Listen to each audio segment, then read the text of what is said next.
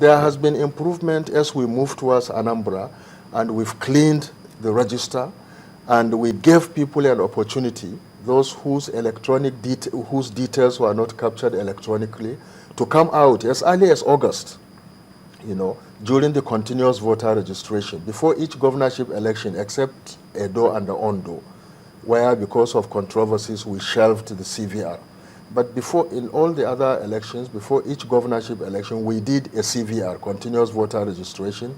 Anybody who had become 18 was registered and added onto the register. But in Anambra, we said starting with Anambra, we were no longer going to use addendum register. The so-called addendum register is a manual list of those who are not on the electronic register.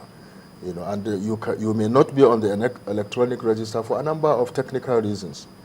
Maybe at the time we did registration in that polling unit, thugs snatched the DDC machine before the details were uploaded into the database, or maybe the equipment crashed before the data was saved.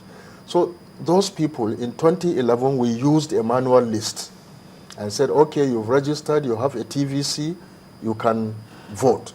But we said, look, we have to keep on improving. We can't have an electronic register. TVC, that's a temporary voter's card. So we said, look, as we move towards 2015, we can no longer allow a situation in which you have an electronic register and you still allow people who are on a manual list, whose photographs are not there and details are not there to be allowed to vote. So we said, starting with Anambra, anybody who cannot find his name, and we displayed the register in Anambra before the CVR.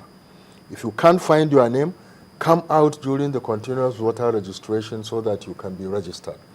And regrettably, maybe because of insufficient voter education and public enlightenment, many people did not use that opportunity.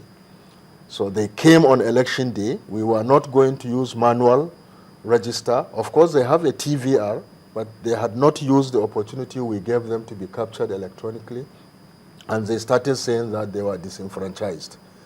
So the whole talk of what is the definition of disenfranchisement is a deliberate, willful attempt to deny people their rights. And there was no such case in Anambra. But every time you listen to people, they say that INEC has disenfranchised people in Anambra.